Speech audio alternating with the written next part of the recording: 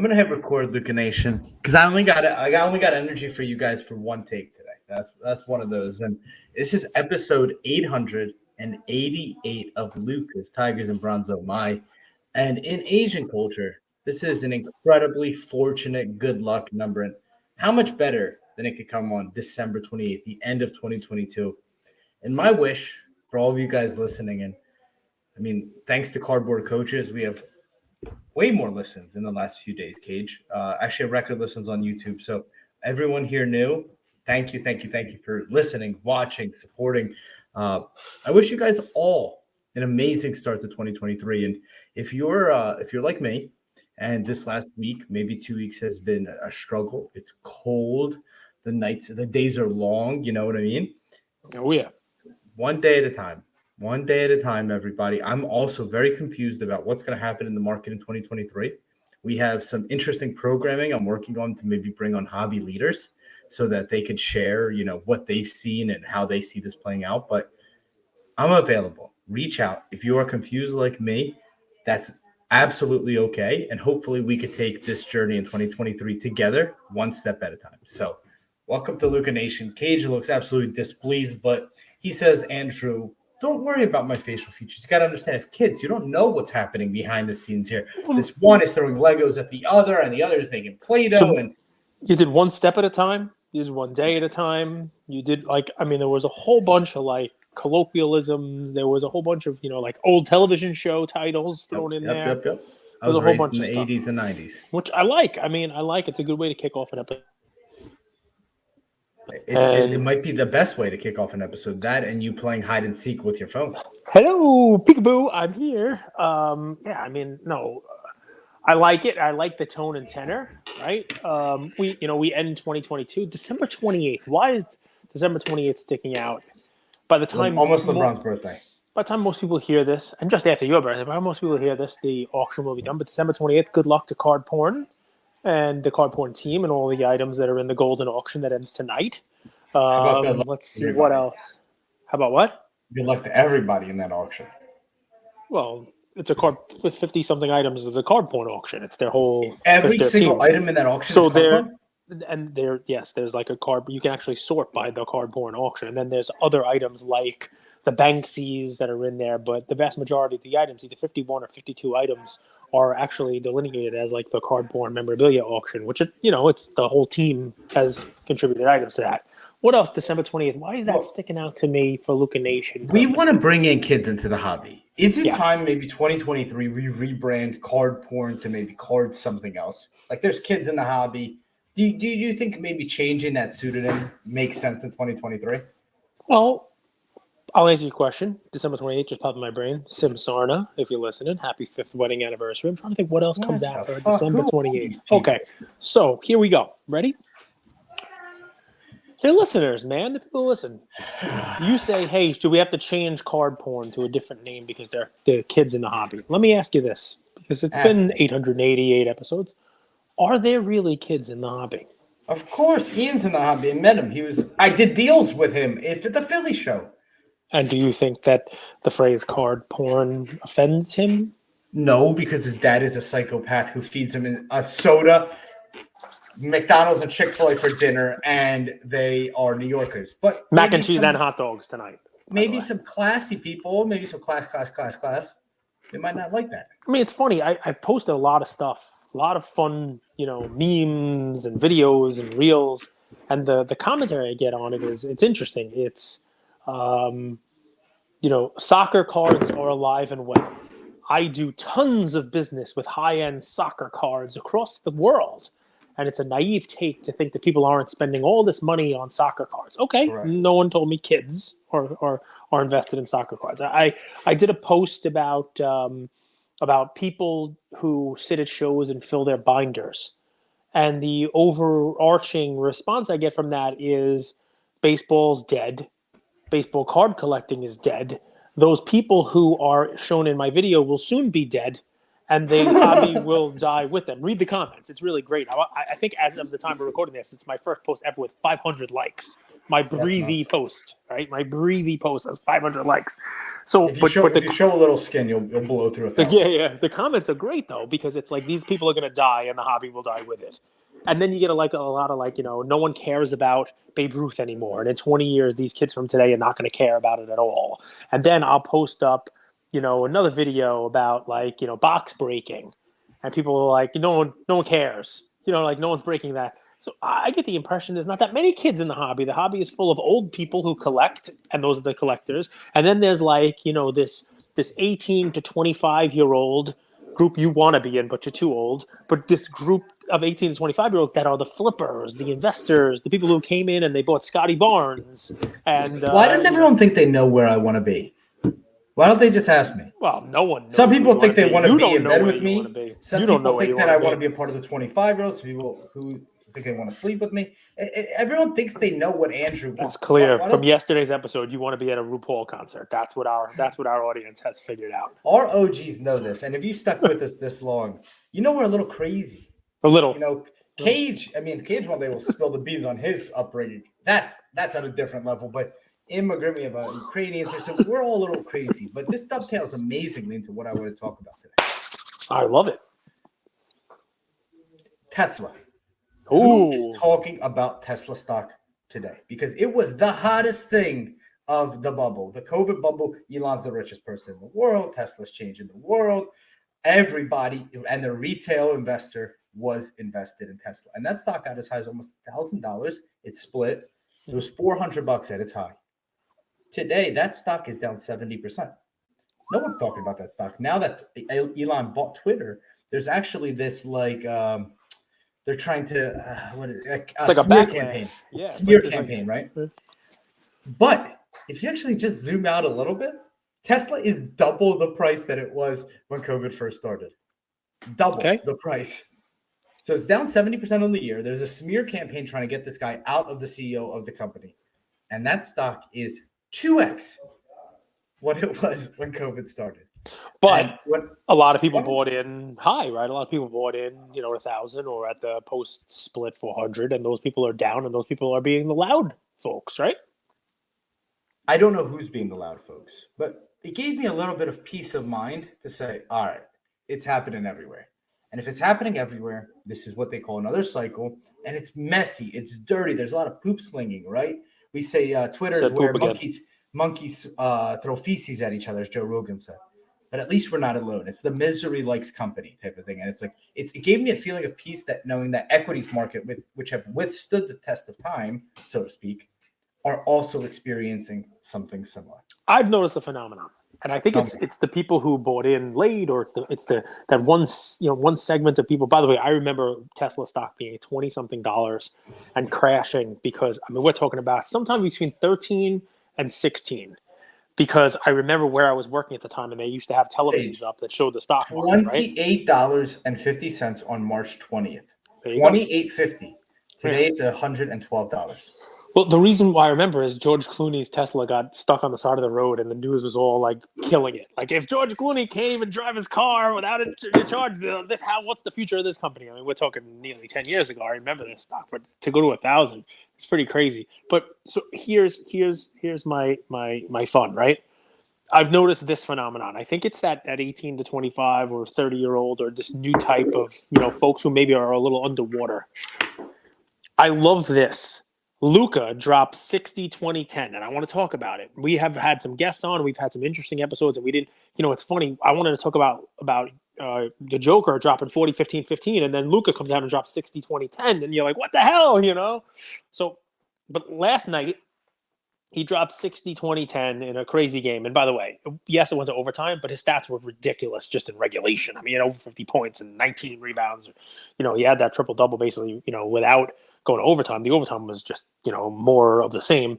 Got him to 60 instead of, I think, 54. But amazing stuff. But here's what I saw after that game ended. I saw a whole bunch of story posts about Luka. I saw Luka did this. Luka, 50 points. Luka's the best. Luka. And then 3/4, 4/5, whatever you want to say, of the people who posted that, their next story was the Luka card they have that's available. You see It's any of that? it's monkey see, monkey do, right? Think about what propelled the GameStop and AMC craze. It was retail investors banding together and creating hype with whatever, you know what I mean? It's Yep. that same principle. It's, hey, this worked before. It's, hey, when we created hype by posting on social media about X guy, he went up. It's not working. No one's buying. So I mean, I didn't see whether or not anything sold, but I just think it's it's one of those things, guys. The first thing I wanted to do was come on and do an episode when I saw it. Seriously, I just wanted to come on and do it. I was going to do face to camera video, but it was late. The games they end late. But we get to do the episode now, and what I say to you is it's not Aaron Judge, right? Oh, sell now. He's doing great. Don't sell your interest. It's not sell your field. It's not that. It's the other end of that. It's keep your emotions in check. On those, it was the emotions. If you were holding a Jalen Hurts card to say he's going to win, he's going to be great, he's going to go, and look at all the things he's going to do, and everything is fantastic, right? So you hold on to it. You don't listen to Cage, and you don't sell. You don't sell your Aaron Judge, right? You don't sell your Justin Fields. I hope some of you sold your Justin Fields. You don't sell your Jalen Hurts. I hope some of you sold your all of those, right? You don't sell your Tua because you think, wow, it's going to be great. I'm holding. I'm awesome. Here's the opposite. Be smart enough to put your emotions in check right after Luka has that crazy game. Don't be the person who pulls the trigger right after that game, right? Because notice everybody wants you to. As a matter of fact, they're leading you down the path to pull your trigger, to play on the emotions, as Andrew's talking about. You'll see a million posts from people. Hell, I saw InvestaCard do a post. Sorry, Eddie, but I saw a post, InvestaCard. I know Eddie has Luka cards that he's probably underwater in, and he's probably going to try to move them. But what happens there is a huge game, right? Huge performance, and boom, posts about Luka. Luka just dropped 60 points. Is Luka the MVP? Is Luka going to do this again? Luka's taking that next step. Luka. Puka. And you've bought your Luka, and next week you're going to be like, wow, I really wish I wasn't that emotional. I really wish I Right. like double down at that moment because I probably could have bought it now. Or let's be honest, right? I love Luka, but is Luka going to win this year? Exactly. That's where I go with it. Like, he's going to have these types of games 1 to 4 times a year, which, by the way, kind of gives you a little bit of confidence in your investment or in your purchase because there will be future exits. You know what I mean? Correct. But in terms of nothing's changed. Nothing's changed with him. The team is not on a better path. If anything, the team's on a worse path. Now Yeah, look what he had to do to beat the Knicks. Anybody think the Knicks are a great team? Look at he basically had to Barrett. pull, he had to pull a rabbit out of his butt. He had to pull, Kristaps Porzingis out of his butt and do a magic trick just to tie that game up. Without Brunson and RJ, who RJ I think is pretty terrible. But yeah. I'm 100% with you. He's incredible, though. I'm surprised Thibs didn't double him. Thibodeau is a very weird coach. I got to tell you, yeah, he's a weird coach. He doesn't send a double to him. The guy's going off for 60. He doesn't give young guys time. Now that Brunson and RJ Barrett were out, do you see Quentin Grimes went off? Yeah, he had a great game. Cam Reddish, you have all this young talent. He doesn't play them. Sometimes he doesn't even let them play. Like I'll watch a Knicks game. There's like 8 total people in a game, and you're like, what happened here? Why are all these coaches' decision DNPs? Weird. I don't get him. So yeah, I'm with you. I will say though, if you think about collecting as sort of building like a mutual fund or portfolio, you should have a Luka card in your portfolio. Oh, and I agree with that. And by the way, I would like to purchase Luka at some point in time. And the cards have come down, and I don't know exactly which one to buy. And I like watching those games. It's fun. I think he will improve. He's still so young. My point is not don't buy Luka. My point is not sell Luka. My point is don't be the person who buys on impulse, on emotion, right after that 60-point game, right? Because that's what folks are counting on. They're counting on you to be their liquidity, I love the Spinatron's Luka, the personal edition one. That's kind of cool. Did you see the photo? Mm-mm. It was an immaculate that he signed, but on the back they stamp it personal edition. It's like the cards that the player gets to keep. Yeah, oh, cool. That's way cooler for me. I would say the 2 Luka cards that I love, it's either like that, like an immaculate auto. But the one I really love is Optic Blue auto. That's my favorite card of his. And that's got that's attainable. It is. It's a $3,000, $4,000, $5,000 card. I'd have to check. I don't know the card off the top of my head. An attainable card. Yeah, I mean, listen, it's funny. I mean, you can't come on here and be like, buy vintage. I actually saw was a deep value investor. Brent is his name. I saw him make a post on how low grade vintage is a bubble. I mean, you can look at any chart really and talk about it. That Tesla thing you talk about. There's no real shortage of fourth, fifth, and sixth year Mickey Mantle, Willie Mays, and PSA 1 and 2, but they've all kind of gone up a little bit. And It's I don't want scary to be. it's scary to buy vintage non-rookie. It's hard to know what to look for. It's hard to know the price point to buy in.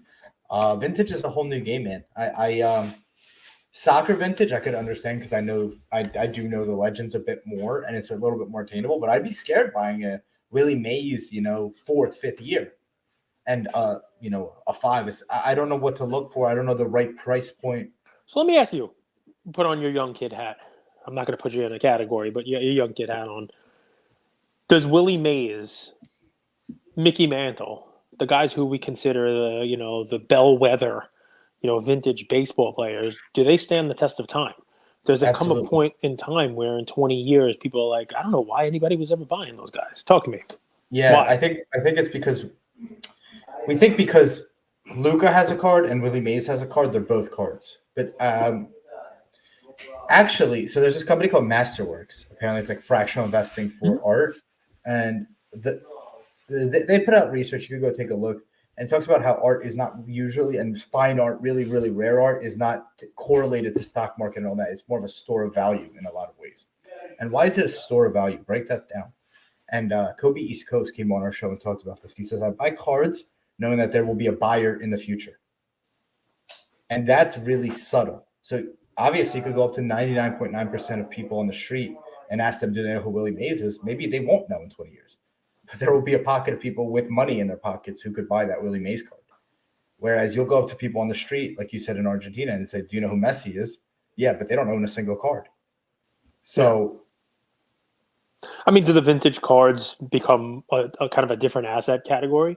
Do they become something that is valuable not because of the player, but because of the scarcity, because of the history, sort of like art, right? Andy Warhol became much more collectible, much more valuable. Pablo Picasso, is collectible.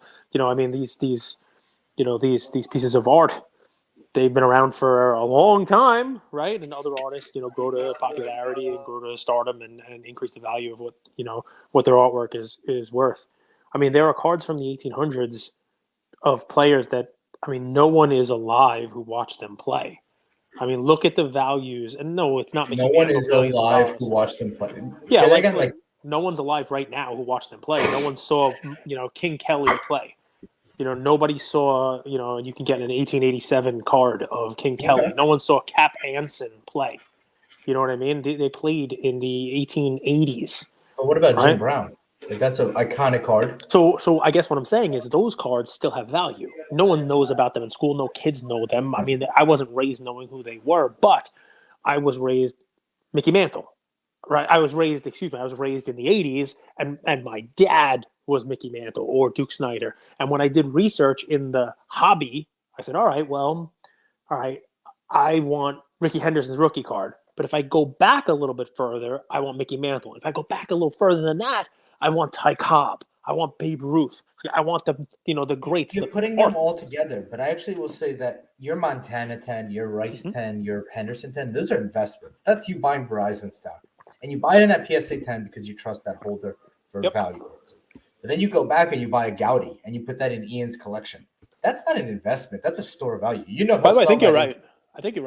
I think what you just said right there, I think is 100% right. You would probably expect me to argue with you, but I think they're a different category. I think that's you're actually too agreeable. It's a little bit annoying. On my New Year's resolution, I'd like for you to argue and berate me more, and also make drastic assumptions about my personal life. No, I think that's well, I mean, come on, you came in here with some crazy talk about people in the hobby and whatnot. But hey, it is what it is.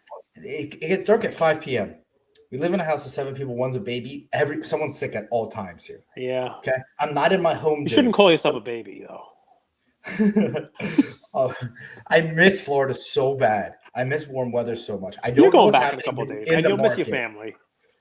Then just planning for 2023, taking care of our team, taking care of our listeners, working with partners who apparently decided this week is an off week. Yes. Everybody's off this week. It is a completely Everyone's off week. Is the hobby a little like? How's the work ethic of the hobby, like collectively? Like if you It's a compare it to hobby. other- It's supposed to be a hobby. And what's funny is, now we call it the industry, the business. But I'm pretty sure, listen, don't get me wrong, there are people who hustle like crazy in a hobby, right? You can see it. for sure. But it's a hobby that people have turned into a business. It's a hobby that people went to escape from their 9 to 5. Not because they felt like they wanted to work their butts off doing it. I'm sure they thought it was going to be easier than the 9 to 5. You see the people who did their NFT stuff, right? And it's like, I'm quitting my 9 to 5 to go do NFTs full time. Why? Not because they thought they were going to work twice as hard doing it, I'm sure. So, yeah, there are people in the hobby who work. I'm sure, owning an LCS is not the easiest thing in the world. No. You know what I mean? I'm sure, you talk to Black Jada Wolf.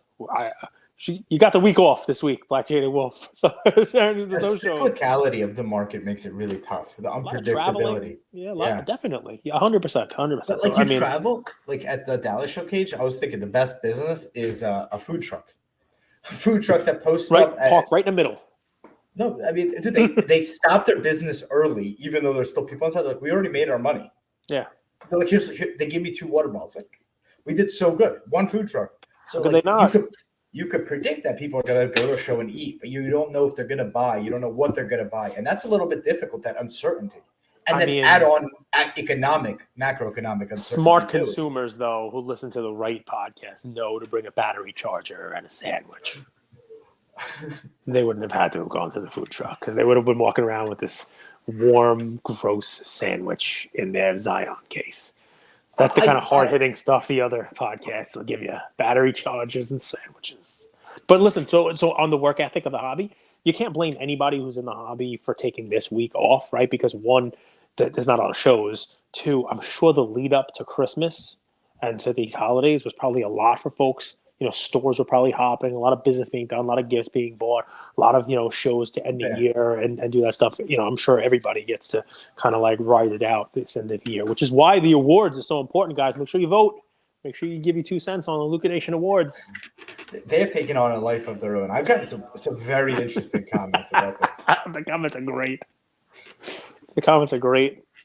Yeah, I mean, look, it is what it is. So, to the stats. Is Jokic your MVP? Dude, parity is so annoying because up until like Luka went off for 60, yeah. But then Luka goes, I guarantee you Tatum's going to have a huge game this year. I think Jaylen Brown might have a 60-point game this year. Like, it's really interesting time in the NBA where there's so many good players that they almost take away from collectability. But in my opinion, Jokic is the MVP. And something I sent to Cage this weekend, I asked him, Cage, how many cards do you think are on PWCC this week? How many Jokic cards do you think are selling on PWCC weekly this week? And he said 6. And it was 0. How many Luka cards are selling in the auction this week? 65. And that's without me even checking if any have been flashed. And it's just interesting, man. Like, it's very difficult to get a really nice Jokic card. Chris Hodge owns the Jokic Black 1/1 Prism. Mm-hmm. So, like, where that card is. Okay, there's probably, 10, 9, 5, Jokic Gold. Jokic didn't have a patch auto either. So, like, he does not have very many cards, and you don't see a lot of them in the auction, in the weekly auctions, where at the same time, his 2nd, 3rd, 5th year Immaculate or patch autos, game-worn patch autos, are, like, only a few $100, Cage. Yep. So he's a very attainable guy for going for a 3-peat. There are some things like typically media who votes on the MVP award doesn't give a 3-peat to someone, 3-time MVP in a row without winning a championship. Yeah, it's difficult. So it's difficult. What are you saying with that? I think Durant deserves to be in the conversation with their 9-game winning streak, and he's just playing lights out and shooting as well as he ever has with coming off an Achilles. But media doesn't love Durant, so it's so hard, Cage. And here's what's going to happen. They say basketball is a game of runs. The season has also been a game of runs, right? It depends where you snapshot it. And we're not even halfway through. So I think with the conversation, we'll get a lot more clarity and we'll be able to narrow it down to 5 to 3 in March. I think that's going to be a better time. So I think actually sitting on the sidelines and being patient is your friend at this point. So Luka had 60, 20, 10. I love that we're talking about the big man. We're talking about Jokic. They play the same way though, Cage. 18 points, 16 rebounds, 10 assists, and 11 blocks. Who did that? Hakeem. Hakeem Olajuwon. That's a, what do you call it? A what? Quadruple double. A quadruple double. Thank you for the assist, my friend. So we watched today some highlights of Hakeem Olajuwon in regulation game going 18, 16, 10, 11, 11 blocks. I think it was against the Sonics. And just dominant out there. 11 blocks, a quadruple double. And, looked like a man amongst boys, assists, creating, the announcers were calling him like, having the move of a guard, creating space for 3-point shots and, just being as dominant as you could be. And nobody cares. Nobody cares. Nobody cares. And I just spent more time on Hakeem Olajuwon than anyone in the hobby will. And I fear that the Joker is great. Right, what we're seeing there is a style and a type of play that we may have never have seen before. I mean, yes, a quadruple double is great, but this dude's putting up 40, 15. Like, he's putting up these huge games. His passing is crisp for a dude that big. I mean, his court vision is amazing. But I think people have seen that Shaq is amazing, but his cards don't sell. You haven't seen Jokic's ceiling, is what I think the question is. Like, for example, I'll tell you something. Obviously, he can win a championship, but you know how he started dressing up in a suit now? Yeah. Like, he's like, this business. You got to understand, some of these guys are not LeBron, where they think that they're going to be the king from 18, right? Some of these guys grow into stardom, and it's a bit new. So you could maybe start performing on the court, but you still are a little bit the newfound stardom is new to them, and you start to kind of develop and learn. Add that with he's 28, I think 27 years old. He has quite some 27 years old. He has 10 years left, Cage. Mm-hmm. So he's going to do great things. What do you think his ceiling is? Topside ceiling. Tim Duncan? Bunch of championships? MVPs, Defensive Player of the Year type stuff? I think he'll win one. So not even as high as Duncan. Shaq? Well, not as high as Shaq. Well, what are you measuring by? Stats, individual performance, or and I'm just by comparison. Give me a comparison. Shaq was with center. Kobe and then with Dwayne Wade. Like luck of the draw matters. Like Michael Porter, Jesus ain't that. I would say Kobe was with Shaq in the beginning. I mean, Shaq was a beast. But yeah, I get you. But just talent-wise, stats, championships, just however you want to do it, right? Without getting into. I think he's this generation's Wilt. I think when it's all said and done, he's going to break a lot of records. Wilt. You think he's this generation's Wilt? You got to remember, Wilt wasn't like the NBA now. So what Wilt was amazing, but the worst guy in the league was so bad. Versus now, Jokic is amazing, but the worst guy in the league is still fantastic. I think the difference with Wilt was he was so far and above number 2. Yeah, especially from a stat perspective, right? Where why I wouldn't say the Joker is because he's not so clear and above all the other guys from a stat. They're all so good. That's the crazy thing. They're all so freaking good. I mean, my problem with him is, unless he's Wilt, which stat-wise, but even if I think part of what holds the pricing down on him is that everybody who has come in this basketball boom knows that there is a cap on the upside for big men. They're just not collectible. He's averaging 25, 11 rebounds, 9.5 assists on 62% shooting. Yep. It's amazing stats. But we're talking about his cards. Remember, you made the statement, hey, how many of his cards are for sale? And why I compare him to Wilt is because of those numbers. Right, and that's fine, right? So but how many of his cards are for sale? Part of it is the year. Right, there weren't as many made his rookie year as there were Luka or even Zion or any of these. But part of it is I don't think people who own his cards want to sell them because there's no appreciation for the fact that he should be a 3-time MVP this year with the stats. I'm not arguing his stats. His stats are amazing. He is fantastic. Maybe maybe you might not have ever seen anybody play the game the way he's playing it at that level, at that position. No taking away anything from him. I think he, right now, is the front runner for the MVP. The problem is, you're right, they probably won't give it to him because it's the 3rd straight year and he's not going to smell a championship this year. That said, I think part of the reason is people who hold his cards and know that if I put it in a PWCC weekly auction, I'm not going to get any kind of a premium on it at all. Do you think it's that? I actually thought that maybe they got it for such a good price that it's that thing. It's part of it. They're collectors. I'd rather keep it than sell it. Like I'd rather his prices have been so consistently low even after winning 2 MVPs. Where you're like, I can't get this card back for that price, and I kind of don't want to give it up. And because of that, you also are not going to be able to. You're not going to see people chasing his stuff. You're not going to see like, oh wow, like look, this guy's 3-time MVP this year. I could buy it now and hold it for next year. So that's I think part of the problem. Look, you can't change history, right? People don't. They said it. People don't collect goalies in hockey. I don't know if you know this. I'm getting it's into the hockey, right? People don't collect goalies in soccer, right? Soccer goalies are not the collectible one. People don't collect catchers in baseball. They don't. There could be the best catcher in the world, Yogi Berra, with more championships than who the hell knows, MVPs and the whole 9 yards. No one cares about catchers in baseball. It's the same for centers. It's so funny though, because in my eyes, and I know he's listed as center, him and Luka play the game almost. They look like big men, right? Because a lot of it is they don't have longevity. They usually have a more finite, prime, where even when they're great for 2 to 4 or 5 years, and then the beginning and end of their careers are them trying to find a jump shot. Then losing their jump shot and just using up the fouls. I mean, look at Shaq. The end of his career is kind of a joke. It's just how many jerseys can you wear, right? I know, it sucked. But he's making up for it. I'll tell you, the Jokic card I won is when he body checked Markieff Morris, like a Panini Instant type of card. That'd be cool. And then a few of them signed. I'm going to give you an applause here because you've talked about this play a bunch of times, and this is the first time you didn't call them the Markieff brothers.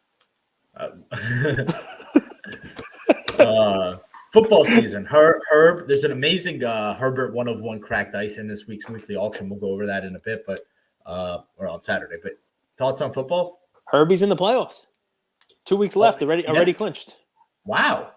How did that happen? They went on a tear? A lot of the AFC teams lost. A lot of Jets lost, and the Raiders lost, and just any team that could really catch them, had an interesting week. And I'm pretty sure, what are they, 9-6?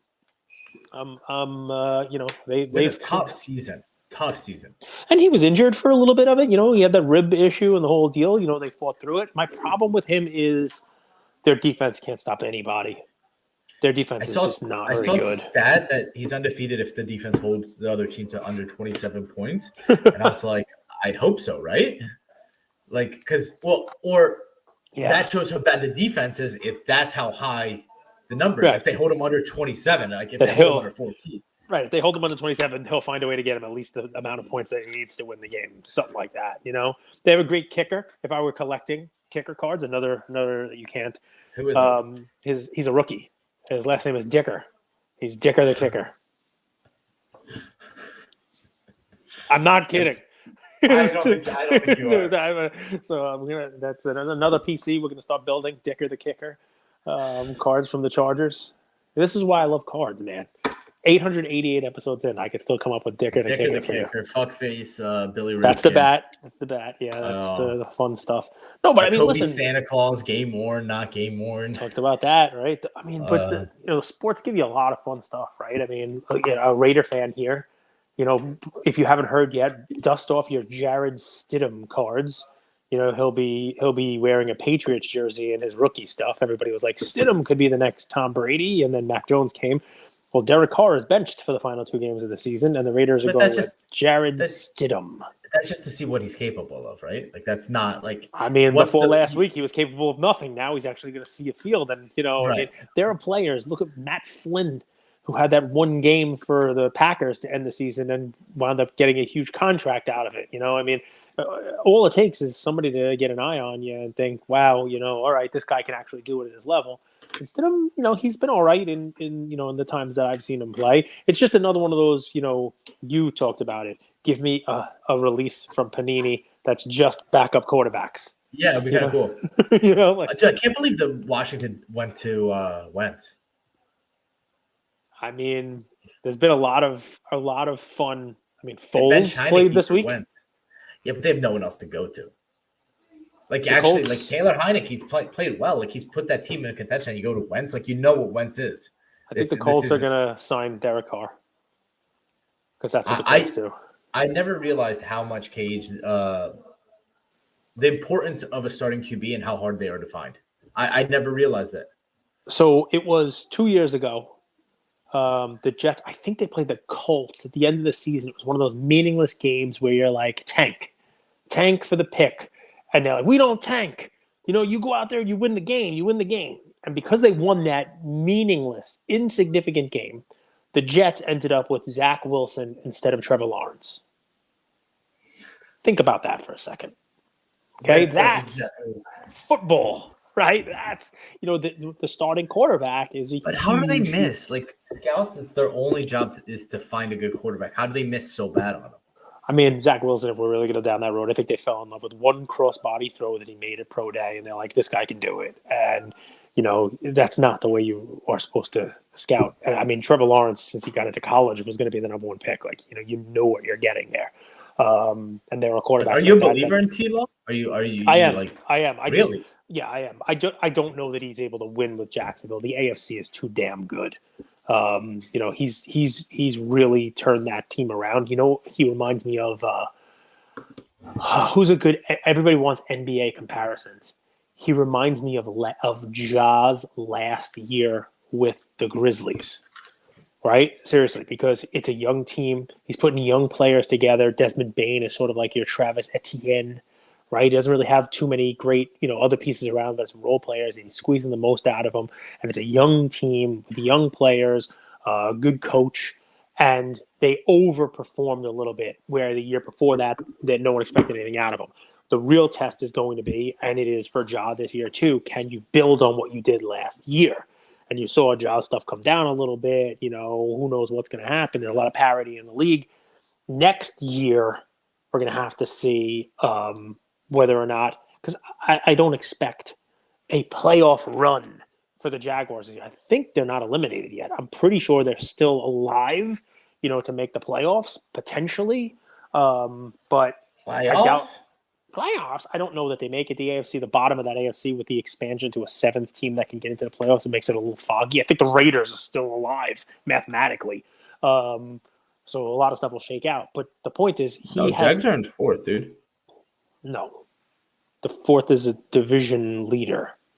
They're not winning their division. They are. Yeah, they're in first place. They're ahead of the Titans. So are they the same record as the Titans? Titans lost this past week, so they're the same record. So yeah. I mean, they would have to hold on and win that division to get in there. I don't know whether or not they can get a wild card. We'll see. The point is, 8. So that's nasty, the thing. dude. Same thing. But look at the Bucks. I mean, look nasty. at the NFC also. I mean, like the fourth seed. If you're getting into the playoffs, you want the 5 seed. Because you get to play that 4th seed. You know what I mean? Like you want to be able to play that the Bucks or the Titans or Jags or whoever actually escapes it. But the point is, whether he makes the playoffs or not, if he does, there'll likely be an early exit. If he doesn't make the playoffs, he's already done more with that team than people have expected coming off of last year. And next year will be a big year for him. I expect people to, invest in him, expecting continued progression. I do believe, that he has done that.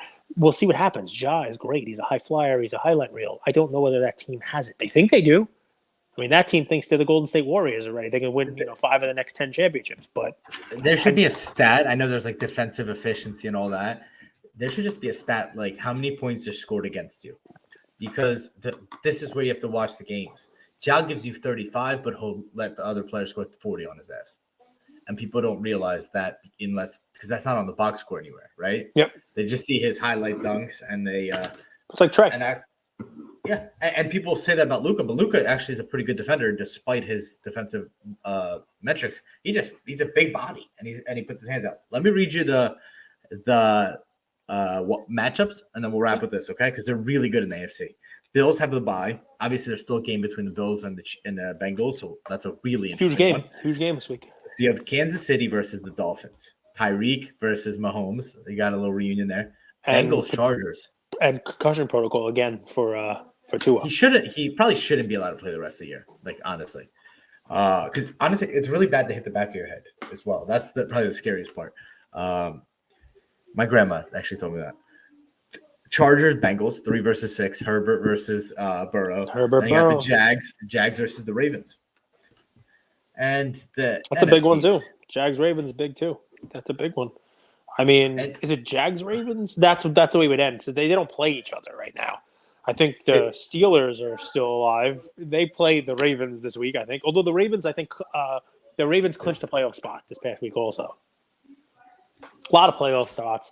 Now you have that, like I said, 14 of these teams are going to get in. They're actually, what normally follows an expansion of the playoffs is an expansion of the league. I bet you they'll up it to 32 teams soon. That's kind of, the first step in expansion of the league is expansion of the playoffs usually. So if the 14 teams works, watch, you'll get a couple more teams in the NFL soon. It'll be interesting.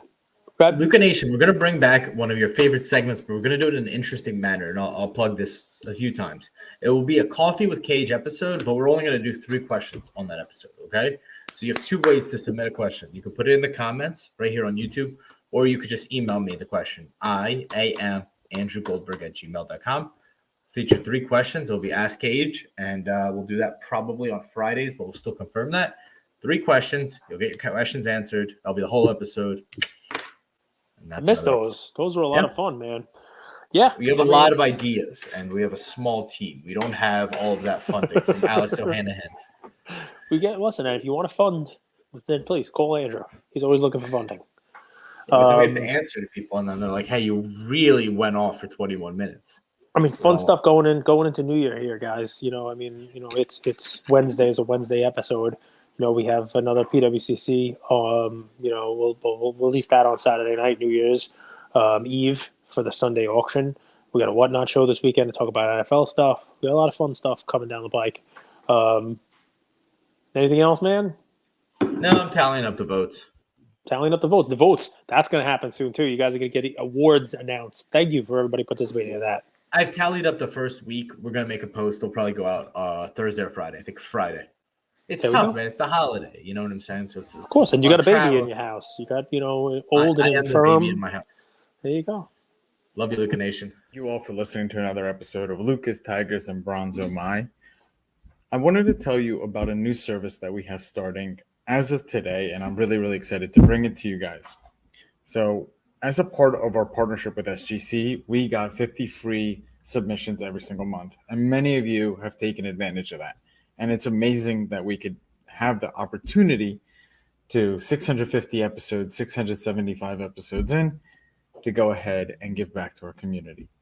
As people were sending those cards in, they asked, can we send 5, 10, 20 more cards to you guys? We'll pay for it, but we wanted them graded with SGC. You guys know SGC is turning cards around in 13 to 14 business days, have incredible customer service, and their secondary market values are going up day after day after day. And that's exciting for the hobby and exciting for the grading landscape. So we didn't want to just rush into it. We wanted to do it right. And what we did was I relocated here to Boca Raton, Florida. I opened up a P.O. box maybe 5 minutes away from SGC, and I will be hand delivering and hand picking up the cards. So you don't have to worry about anyone else touching your cards. It will be me, and I will update you every step of the way. So here's how it's going to work. I'm going to personally pick up the cards from a P.O. box, prep them, new card saver, new penny sleeve, and deliver them to SGC every single Tuesday. Why Tuesday? Well, it lets the stragglers over the weekend come back through on Monday and gives me a day to prep, and it basically gives SGC the entire week to work on grading those cards. Once your cards pop, only then at the end of the process will you be paying for the service. It's $25 per card, simple as that, and the turnaround times have never been faster. We're hearing right now 13, 14, less than 20 business days. So there it is, 9170 Glades Road, number 135 is the P.O. Box in Boca Raton, Florida, 33434. 9170 Glades Road, number 135, Boca Raton, Florida, 33434. Of course, you could shoot me an email or shoot me a text anytime, and I'm always available. Many of you already have my email. It's iamandrewgoldberg@gmail.com, or my cell phone number, 215-519-9154. Reach out with any questions. I could walk you through the process. I've hopped on the call with quite a few of you, and I'm happy to do that. Love you, Luka Nation.